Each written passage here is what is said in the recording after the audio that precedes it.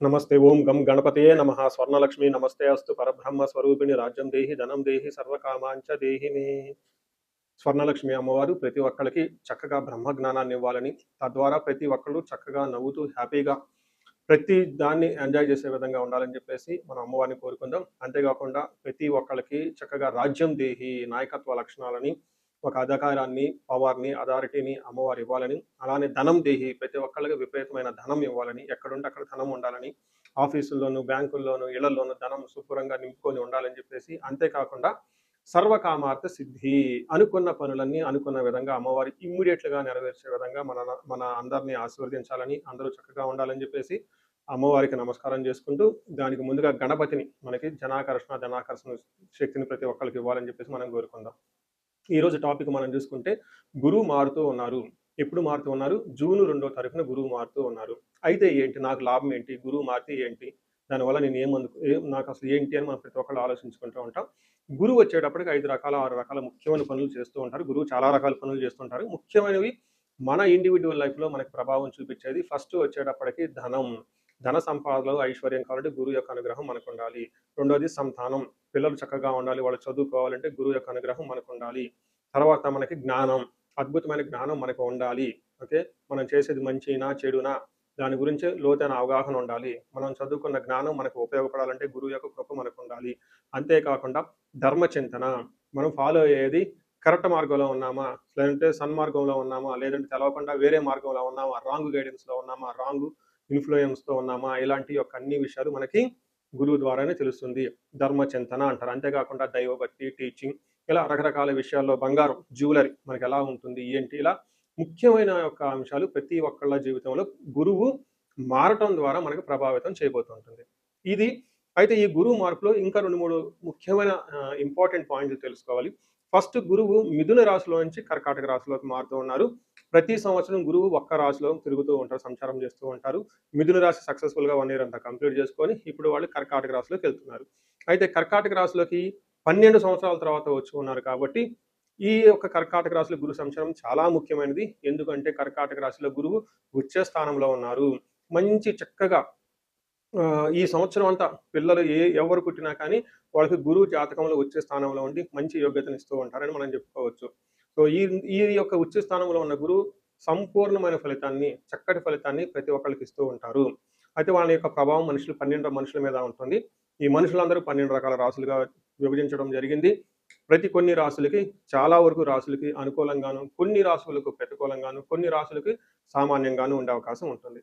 ఇప్పుడు మనం గురువు ప్రతి ఒక్కళ్ళ రాశులకి మేష నుంచి మీన వరకు ఎలాంటి ఫలితాన్ని ఇస్తూ ఉంటారు, ఆ ఫలితాన్ని మనం ఎలా ఎంజాయ్ చేయొచ్చు, ఇన్ కేసు ఫలితాలు కనుక సరిగా వాళ్ళకి అనుభవంలోకి రాకపోతే ఏం చేయాలి, అలానే కొన్ని రాశులకి ఖచ్చితంగా ప్రతికూలమైన పరిస్థితులు ఉన్నాయి, ఎలాంటి ప్రతికూలమైన పరిస్థితులు ఉన్నాయి, వాటిని తప్పించుకోవడానికి మనం ఎలాంటి పరిహారాలు చేసుకోవాలి అనేది కూడాను 12 రాశుల వైజ్గా ఆ రాశికి ఎలాంటి ప్రభావం ఉంటుంది, దానికి మనం ఎలాంటి పరిహారాలు చేస్తే చక్కగా ఉంటామో కూడా మనం ఈ వీడియోలో మనం చక్కగా తెలుసుకుందాం. ఈ గురు మార్పు మీనరాశి వాళ్ళకైతే చక్కటి అవకాశాన్ని, అదృష్టాన్ని, మహాభాగ్యాన్ని తీసుకొస్తుందని నేను ఖచ్చితంగా చెప్తాను. 2025లో బాగా ఇబ్బందులు పడిన రాశులు ఏదైనా రాశి ఉందంటే మీనరాశిని గమనించుకోవాలి. ఈ మీనరాశి వాళ్ళు నాకు 10 కాల్స్ వస్తే 3 నుంచి 4 కాల్స్ మీనరాశి వాళ్ళే వచ్చాయి అని గమనించండి.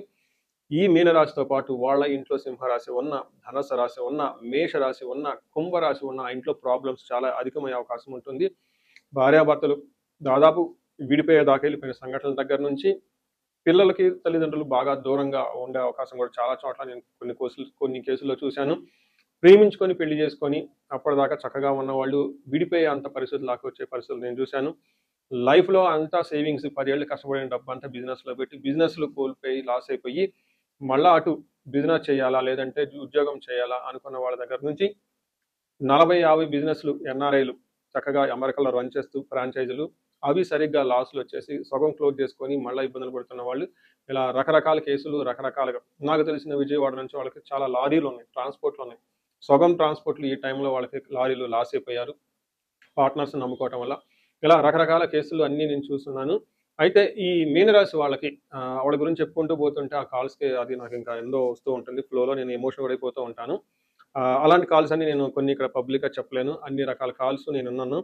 అయితే ఈ ఇంత ఇబ్బందుల్లో ఉన్న ఈ రాశి వాళ్ళకి గురువు చక్కటి అదృష్టాన్ని, సౌభాగ్యాన్ని, ఆనందాన్ని, ఉత్సాహాన్ని తీసుకొనొస్తున్నారు. జూన్ తర్వాత ఖచ్చితంగా మీకు లైఫ్‌లో ఒక ప్రోగ్రెస్సు, ఇప్పటిదాకా పడుతున్న ఈ యొక్క అనిశ్చితికి ఒక ముగింపు పలికి కొత్త లైఫ్ అయితే స్టార్ట్ చేయబోతున్నారు. ఎలా అంటే మన మహర్షులు సంస్కృతంలో పురాతన గ్రంథాలు ఏ విధంగా చెప్పారంటే అర్ధలాభం అంటే ధనం మూలం ఏదేమంటారు జగం జ ధనం మూలం ఇదం జగత్ అని చెప్పినట్లు ఈ జగత్తుకంతా ధనమే మూలాధారం లాగా అర్ధలాభం నీకు ధనలాభం రాబోతూ ఉంటుంది. ఐశ్వర్యం ఇది ఇంకా చాలా చాలా ఇంపార్టెంట్. అష్టలక్ష్మి మీకు రాబోతూ ఉంటుంది. స్వకర్మరతి హరిషితం చాలా బ్యూటిఫుల్గా చెప్పారండి సంస్కృతంలో దీని మీనింగ్. ఇప్పటిదాకా మీరు ఏదైనా పని చేస్తే అందులో సరిగ్గా కలిసి రాక వాళ్ళ దగ్గర నుంచి వీళ్ళ దగ్గర నుంచి విమర్శలు ఎదుర్కొంటున్న మీరు ఇక నుంచి ఏదైనా గనక పని చేస్తే ఆ పనిలో మీకు ఉత్సాహం, ఉన్నత పదవి అందరూ చాలా బాగుంది, బాగుందని ఒక అప్రిషియేషన్ చేస్తూ ఉంటారు. దీన్ని స్వకర్మరతి హర్షితం అంటారు. అలానే సదా స్వజన సౌఖ్యం. ఇప్పటిదాకా మీ దగ్గర ఉన్న బంధువులు కానివ్వండి, భార్యాబిడ్డలు కానివ్వండి, ఇంకొకళ్ళు ఎవరైనా ఉంటే వాళ్ళు మీతో కలిసి ఇబ్బందులు పడుతూ ఉంటే, ఈ టైంలో మీ చుట్టూ ఉన్నవాళ్ళు చాలా సౌఖ్యంగా, హ్యాపీగా, ఒక కాన్ఫిడెంట్‌గా, సెన్స్ ఆఫ్ సక్సెస్‌తో మీ ముందు ఉంటారని మీరు గమనించుకోవాలి. ఈ విధంగా చూసారు కదండీ సంతాన పరంగా, ఆనందం ప్రకారం, అధికారుల ప్రకారం శుభకార్యములు చేయుట, సంతోషాన్ని పొందుట, బంధు సౌఖ్యం, ధనలాభం ఇంకంటే అన్ని రకాల మంచి జరుగుతుందని మీరు గమనించాలి. One of the best position గురువు 5వ స్థానంలో ఉంటే లక్ష్మి యాక్టివేట్ అవుతుంది. జ్ఞానం యాక్టివేట్ అవుతుంది. మహాభాగ్యం యాక్టివేట్ అవుతుందని మనం చెప్తూ ఉంటారు. అయితే ఈ యొక్క ఏలినర్సినిలో విపరీతంగా బాధపడుతున్న మీరు ఈ గురు మారటం వల్ల 50% ఆఫ్ మీ ప్రాబ్లమ్స్ పోతాయని మీరు గమనించుకోవాలి. వీటితో పాటు మనకి గురువుకి సంపూర్ణ శాంతి పూజలతో పాటు శని సంపూర్ణ శాంతి పూజలు కూడా ఈ రాశి వాళ్ళు చేయించుకోవడం చాలా ఇంపార్టెంట్. ఎవరైనా కొత్త కొత్త పనులు చేయాలనుకున్నా, ఫారిన్ వెళ్ళాలనుకున్నా, లైఫ్‌లో ఎక్కడ స్టాగ్నెట్ అయినా గానీ శని సంపూర్ణ పూజలతో పాటు, గురు సంపూర్ణ శాంతి పూజలతో పాటు మన్యు పాశుపత అభిషేకం ఇంట్లో చేపించుకుంటే చాలా బాగుంటుందని గమనించాలి. సో చూసారు కదా!